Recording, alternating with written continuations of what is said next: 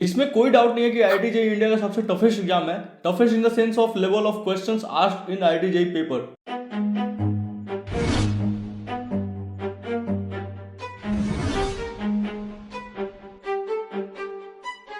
And IIT JEE का selection ratio है 1%। इसका मतलब ये होता है कि you have to be in top 1% in the whole country to get into IITs through IIT JEE. जब तक मैं ये वीडियो रिकॉर्ड कर रहा हूँ तब तक जेईई मेंस 2024 का फर्स्ट सेशन ओवर हो चुका है, जिसमें 11,70,036 स्टूडेंट्स अपीयर हुए थे। एंड अभी अप्रैल सेशन होने वाला है एंड दोनों सेशन को मिला के around 15 lakh unique students appear होने वाले हैं। इनमें से सिलेक्ट होना है तो आपको टॉप 15,000 में आना पड़ेगा। एंड इसीलिए इस वीडियो का हर एक पॉइंट ध्यान से सुनना एंड समझना आपके लिए बहुत ज्यादा इंपॉर्टेंट हो जाता है। हाय एवरीवन, मेरा नाम है प्रियांशु, मैं आईआईटी कानपुर बीटेक का 30 ईयर स्टूडेंट हूं। एंड इस वीडियो में अपन बात करने वाले हैं how to start preparation of IIT JEE और how to start IIT JEE preparation. ये वीडियो उनके लिए होने वाला है जो कि पहली बार आईआईटी जेईई का एग्जाम देने वाले, जिनको आईआईटी जेईई का फुल फॉर्म तक नहीं पता। अगर बहुतों को पता होगा तो वेल एंड गुड, आप बहुत आगे हो अभी बहुतों से। तो बेसिकली क्लास 10 से जो 11th में जा रहे हैं, बेसिकली ये वीडियो उनके लिए होने वाला है। एंड ये वीडियो आपको मच नीडेड गाइडेंस प्रोवाइड करेगा आईआईटी जेईई 2026 के लिए। वीडियो स्टार्ट होने से पहले मैं यही बोलूंगा कि ये वीडियो काफी ज्यादा वेल रिसर्च एंड काफी ज्यादा मेहनत करके मैंने बनाया तुम्हारे लिए। तो इस वीडियो को लाइक करके तुम मेरे एफर्ट्स को अप्रिशिएट कर सकते हो।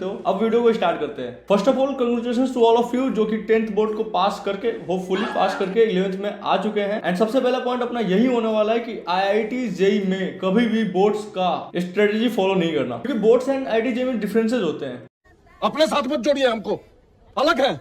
आईआईटी जेईई में आपको एंड रिजल्ट पर ध्यान देना होता है, बोर्ड्स में आपको स्टेप्स फॉलो करने पड़ते हैं। आईआईटी जेईई में आपको कोई स्टेप्स नहीं देखने वाला, आपको सिर्फ एक वन वर्ड का आंसर देना होगा या फिर टिक मार्क करना होगा। अप्रोच आप कोई सा भी ले सकते हो, इसीलिए you have to be more smarter than everyone else. Kota factory नाम की एक वेब सीरीज आई थी जिसमें कि एक जीतू हुए टीचर रहते हैं। वो उस वेब सीरीज में ये कहते हैं, एक तो यार तुम एग्जाम के लिए पढ़ने से पहले उस एग्जाम को पढ़ो।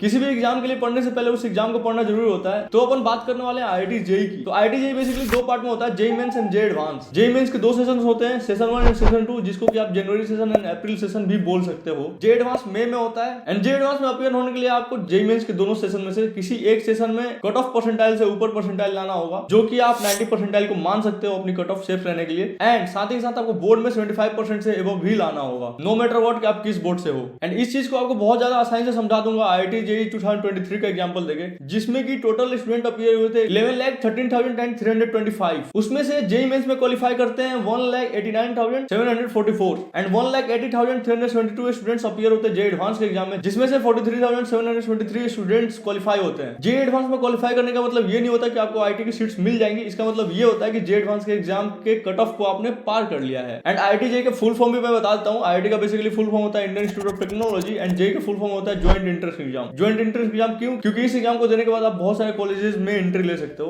अब हमने एग्जाम को तो पढ़ लिया, अब एग्जाम के लिए कैसे पढ़ना है वो देखते हैं। तो मेरे पास कुछ पॉइंट्स है, बहुत ज्यादा इंपॉर्टेंट पॉइंट्स है। मैं अपने चैनल पर काफी रेगुलरली लाइव सेशंस करता रहता हूं एंड उसमें से बहुत सारे लोग डाउट पूछते रहते हैं मेरे से, एंड उसी को ध्यान में रखते हुए मैंने ये सारे पॉइंट्स डिजाइन किए हैं। तो सबसे पहला पॉइंट है stick to the basic. Simple सी बात है, बुर्ज खलीफा इतना ऊंचा इसलिए हो पाया क्योंकि उसकी बेसिक बहुत ज्यादा स्ट्रॉन्ग है। ऐसा ही आपको भी करना है। इट इज नॉट समथिंग कि बहुत ज्यादा आसान है एंड 1-2 महीने में हो जाएगा। तुम्हें 2 साल तक लगातार पढ़ना पड़ता है। लगातार पढ़ते हुए तुम्हें अपने बेसिक्स को काफी ज्यादा क्लियर करना पड़ेगा, तभी जाके तुम टफ क्वेश्चंस को अटेम्प्ट भी कर पाओगे। जो अपना सेकंड पॉइंट है वो है 11th को कभी बर्बाद नहीं करना। बहुत सारे JEE student including me 11th को बर्बाद कर चुके होते हैं अपने फर्स्ट अटेम्प्ट में। तो 11th को कभी बर्बाद नहीं करना। बहुत सारे स्टूडेंट्स मेरे को लाइव में बोलते रहते हैं कि भैया 11th कैसे सुधार करें, 11th बर्बाद हो चुकी है, 12th में अब 11th कैसे पढ़े। तो ये नौबत तुम्हारे साथ नहीं हो, इसलिए मैं तुमसे बोलूंगा कि 11th को बिल्कुल भी बर्बाद होने नहीं देना। फ्रॉम डे 1 तुम पढ़ाई करना, कंसिस्टेंट रहना, 6 घंटे की सेल्फ स्टडी डेली लेना। तो अपना अगला पॉइंट है वो है पढ़ाई के साथ रिवीजन। पढ़ाई के साथ रिवीजन करने का मतलब मेरा ये है कि जब तुम nth चैप्टर पे पहुंचे हो किसी भी एक सब्जेक्ट के, तो n-1 जो बेसिकली पिछला वाला चैप्टर हुआ उसको रिवाइज करना बहुत ज्यादा इंपॉर्टेंट हुआ था तुम्हारे लिए। एंड ये रिवीजन की स्ट्रेटजी मैंने काफी ज्यादा फॉलो करा था।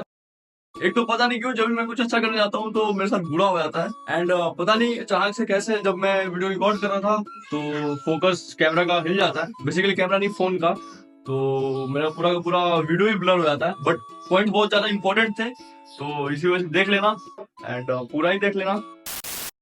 तो इसके पीछे का जो रीजन है मैं वो बताता हूँ। मान लो जब तुम 10th चैप्टर में पहुंच गए हो या फिर तुम्हारी 11th कंप्लीट हो गई, उसके बाद तुम अगर काइनेमेटिक्स रिवाइज कर रहे हो तो उसका कोई मतलब नहीं बनता। तुम्हें बहुत सारी चीजें याद नहीं आएंगी, बहुत सारी चीजें समझ में भी नहीं आएंगी, क्या उस टाइम पे टीचर ने तुम्हें पढ़ाया था एंड क्या क्या था एक्चुअली उस चैप्टर में जो कि याद करना था या फिर दिमाग में रखना था मान लो। लेकिन अगर तुम 4th चैप्टर में हो एंड 3rd चैप्टर को रिवाइज करो तो तुम्हें पता रहेगा कि टीचर ने क्या क्या उस टाइम पे तुम्हें बताया था क्लास में जो कि इंपॉर्टेंट था, वो तुम्हारे दिमाग में बढ़िया से फिट हो जाएगा। बाद में तुम्हें रिवीजन करने का उतना ज्यादा मतलब बनेगा नहीं, साथ ही साथ तुम्हें जरूरत भी फील नहीं होगी रिवीजन की। एंड 4th वन है एंड मोस्ट इंपॉर्टेंट पॉइंट है प्रैक्टिस। क्वेश्चन की प्रैक्टिस तुम्हें डे 1 से करनी है। सिर्फ पढ़ने से IIT JEE नहीं निकलता, क्योंकि तुमसे कोई नहीं पूछने वाला वहां पे कि अच्छा बताओ इसकी थ्योरी क्या है एंड तुम बताओ कि इस क्वेश्चन को कैसे करा तुमने, ये सब कोई नहीं पूछने वाला। तुमसे सिर्फ ये देखने वाले हैं कि तुम्हारे आंसर सही है या फिर नहीं है। IIT JEE में बाकी एग्जाम्स की तरह इंटरव्यू एंड वाइवा वगैरह नहीं होता है, तो इसलिए तुम्हें थ्योरी के साथ क्वेश्चन प्रैक्टिस पे बहुत ही ज्यादा फोकस करना पड़ेगा। एंड इस वीडियो में नहीं रखना है, मिलते हैं नेक्स्ट वीडियो में।